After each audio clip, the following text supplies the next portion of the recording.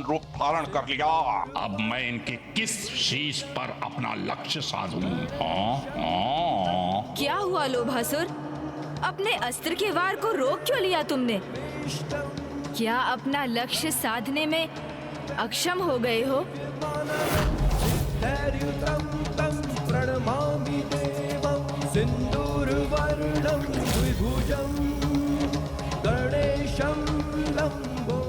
गणेश जी, मुझे आपके एक शीश पर वार करने की आवश्यकता नहीं है, क्योंकि मेरा ये प्रहार आपके सभी शीशों को क्षति पहुंचाएगा।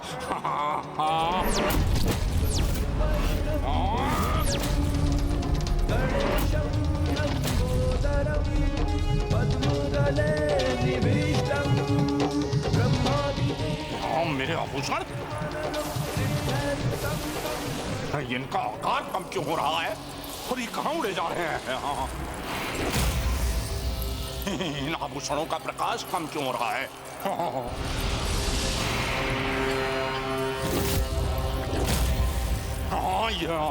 ये क्या किया गणेश जी आपने? ये कैसा छल किया मेरे साथ? नहीं नहीं नहीं नहीं नहीं नहीं नहीं नहीं, ये उचित नहीं है, ये नहीं हो सकता। नहीं, मैं इसे नहीं जाने दूंगा, मैं इसे नहीं जाने दूंगा। मैं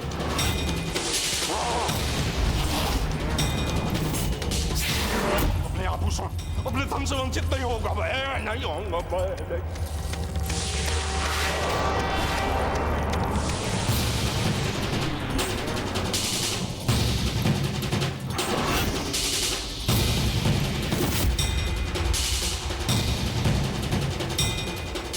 मेरा धन, मेरे स्वर्ण, कहाँ जा रहे हो मुझे छोड़ कर?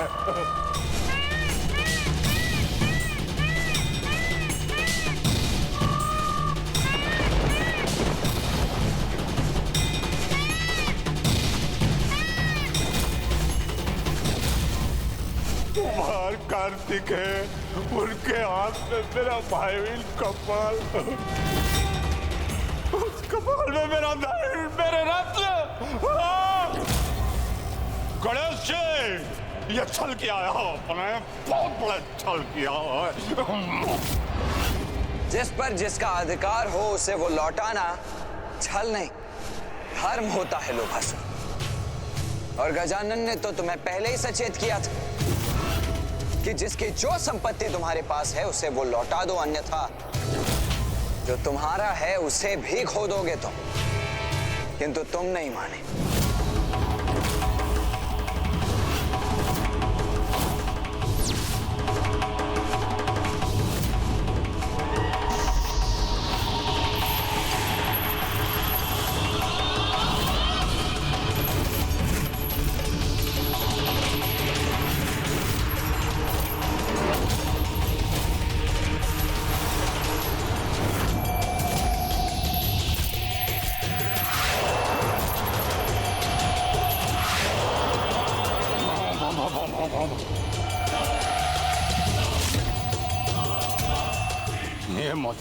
ये मुद्रा अंतिम शेष है। अब इसे मैं प्राप्त करके रहूंगा। हाँ।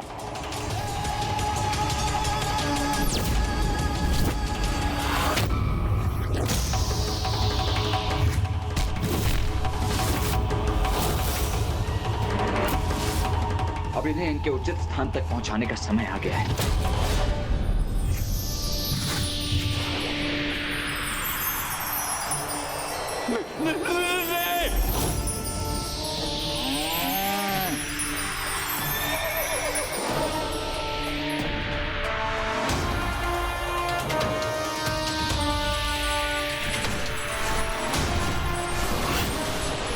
मेरे स्वर्ण मुझसे मत छीनिए।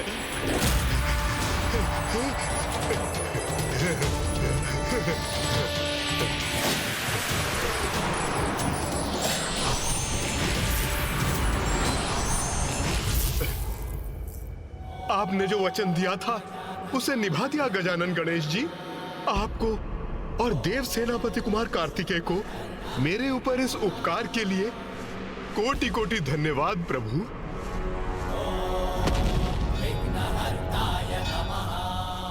मेरा सर्वस्व चीर कर इस अजय लोभासुर को पराजित कर दिया गणेश जी आपने। अब दाना और स्वर्ण से वंचित होकर कैसे जीवित रहूंगा मैं? युद्ध किए बिना ही मुझे अजय लोभासुर को पराजित कर दिया आपने, पराजित कर दिया आपने। लोभासुर, तुम्हारी इस दुर्दशा का कारण मैं अथवा कोई अन्य नहीं, तुम्हारा लोभ है। अब भी समय है, त्याग दो अपने इस लोभ को, अन्यथा तुम्हारा अस्तित्व ही शेष नहीं रहेगा। मैं तुम्हारा शत्रु नहीं लोभासुर, ये विकार तुम्हारा शत्रु है, जो अभी भी तुम्हें अपने प्रभाव से मुक्त नहीं कर रहा है। त्याग दो अपने भीतर के इस विकार को, तभी अपने मन को शांत कर शांति से जीवन जी सकोगे तुम। जब अपना समस्त धन गवा चुका हूं मैं, तो इन प्राणों का भी मोल नहीं है। वो प्राण भी नहीं चाहिए मुझे, इन प्राणों से मुझे मुक्ति दीजिए प्रभु, क्योंकि धन रहित व्यर्थ है मेरा जीवन, व्यर्थ है मेरा जीवन, व्यर्थ है।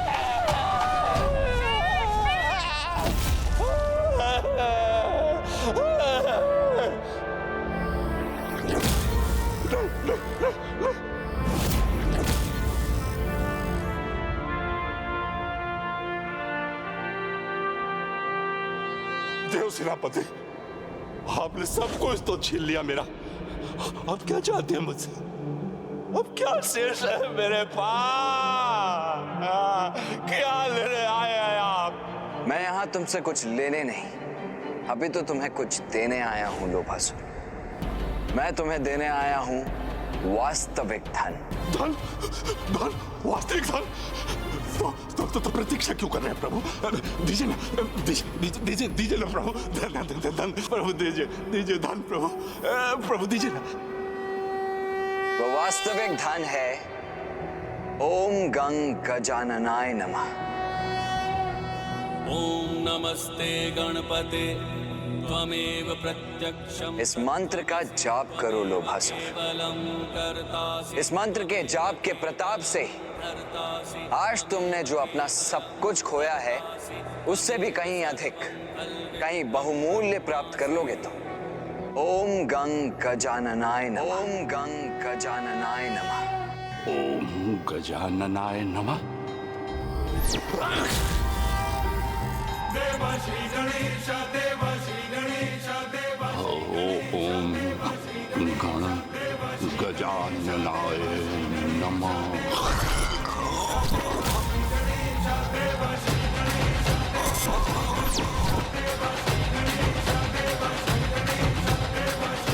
ओम गण गजाननाय नमः।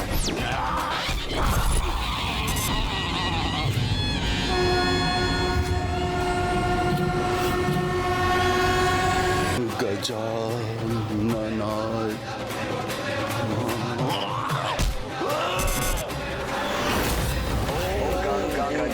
गजाननाय नमः। ओम गंग गजाननाय नमः। ओम गजाननाय नमः।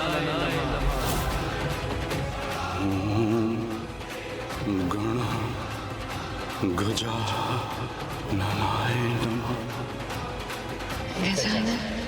ओम गण गजाननाय नमः। ओम गण गजाननाय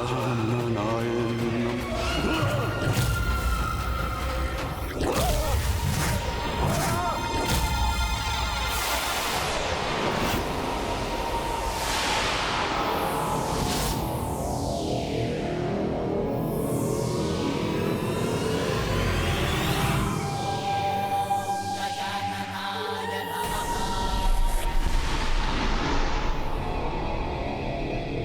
लोभासुर के लोभ को तो आपने उससे विलक कर दिया गजानन गणेश जी, किंतु आप मुझे उनमें समाहित होकर उन्हें और अधिक क्रियाशील और शक्ति संपन्न करने से नहीं रोक पाएंगे। और वैसे भी जीवन तो नश्वर है, उसके अंत में तो सब कुछ गंवाना ही होता है। इसीलिए धन संपत्ति के प्रति व्यर्थ के लोभ और मोह का भला क्या लाभ। तुम्हारे इस उदाहरण से समस्त संसार वासियों को भी ये सीख प्राप्त करनी चाहिए कि अधिक धन का लोभ कष्ट का कारण बनता है। इसलिए जितना अपने जीवन के लिए आवश्यक हो, मनुष्य को उतना ही धन संचय और व्यय करना चाहिए।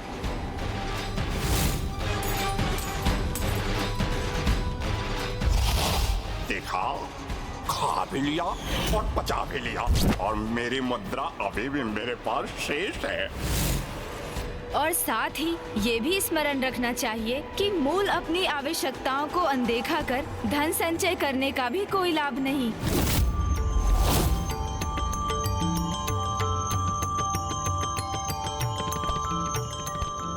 गणेश जी, अब धन के भूख से मुक्ति प्राप्त हुई है तो वास्तव में अपार भूख का आभास हुआ है मुझे। ये भोजन तुम्हारे ही लिए है, इसे ग्रहण करो लोभासुर।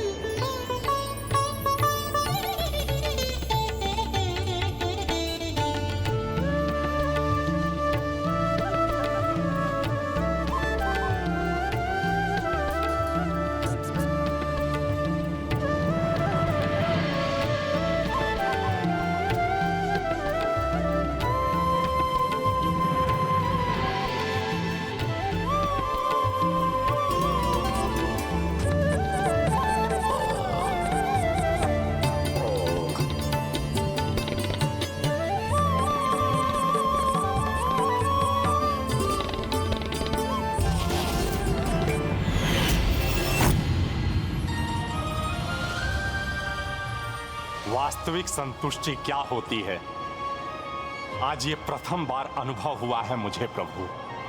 और आपकी कृपा से मैं ये भी समझने में सफल हुआ हूँ कि लोभ ही नहीं, संतोष ही जीवन का आधार होना चाहिए।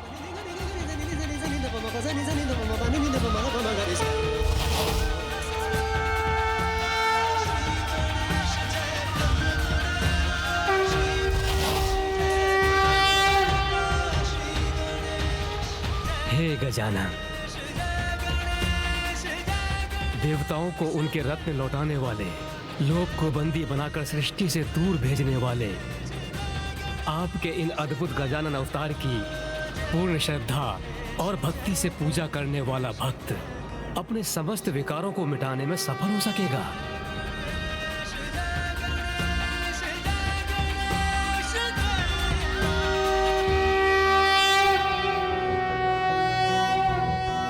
गजाननाय पूर्णाय सांख्य रूपमयाय ते विदेहेन च सर्वत्र संस्थिताय नमो नमः भक्ति भावेन तोषितः।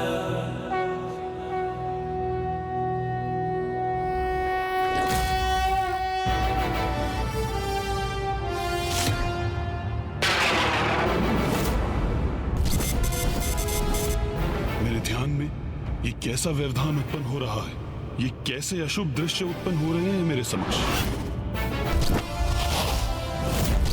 इंद्रदेव इतने कुटिल भाव के साथ गौतम ऋषि का रूप धारण कर उनकी कुटिया में प्रवेश कर रहे हैं।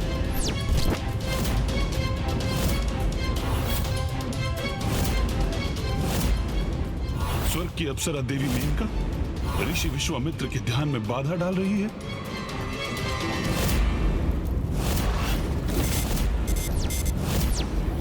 रावण एक अनुचित आशय से देवी वेदवती के निकट जा रहा है, क्या कारण है इसका?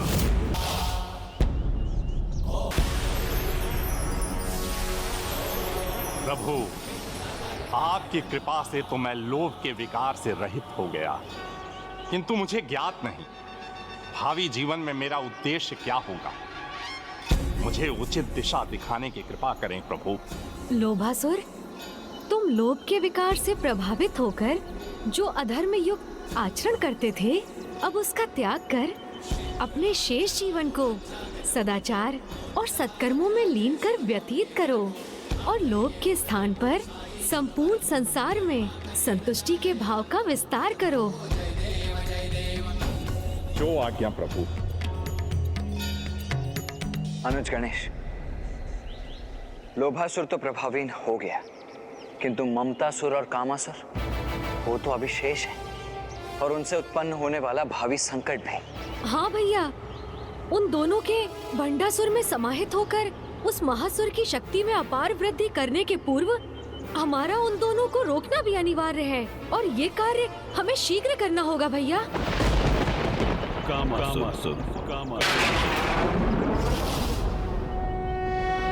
ज्ञानानंदमयं देवं निर्मल। प्रणाम प्रभु। प्रणाम प्रभु। है ग्रीफ। कल्याण।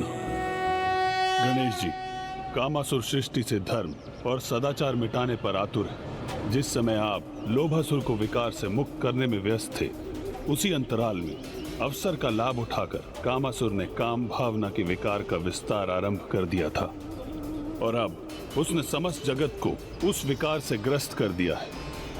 सर्वत्र अपना प्रभाव स्थापित कर रहा है वो।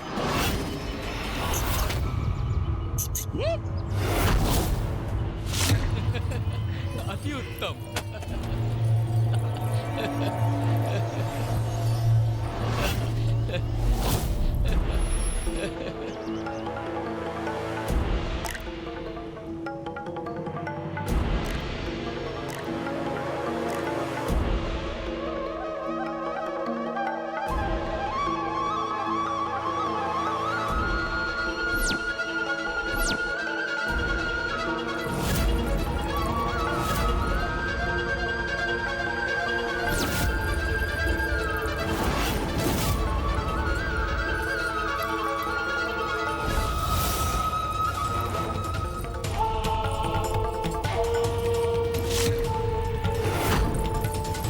साधारण मनुष्य ही नहीं, वो तो देवताओं को भी अपने विकार के वश में कर रहा है, और उसके प्रभाव में आकर स्वयं देवराज इंद्र भी मर्यादा को भंग कर एक घोर अधर्म कर बैठे हैं। प्रभु, ऐसा क्या अधर्म हो गया देवराज इंद्र से? पूर्व काल में देवराज इंद्र प्रभु ब्रह्मदेव की मानस पुत्री देवी अहिल्या के सौंदर्य से आकर्षित होकर उनसे विवाह करने के इच्छुक थे, किंतु ब्रह्मदेव ने अपनी पुत्री के वर के रूप में उनका नहीं अपितु तपस्वी गौतम ऋषि का चुनाव किया।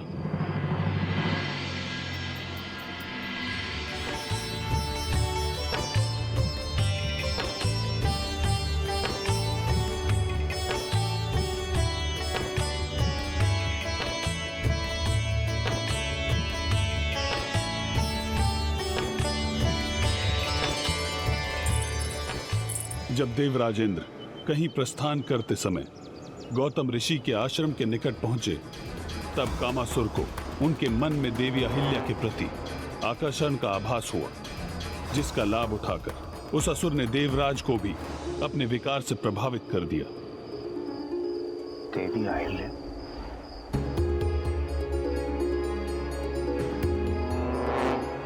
अब तो उनका विचार करना भी मर्यादा के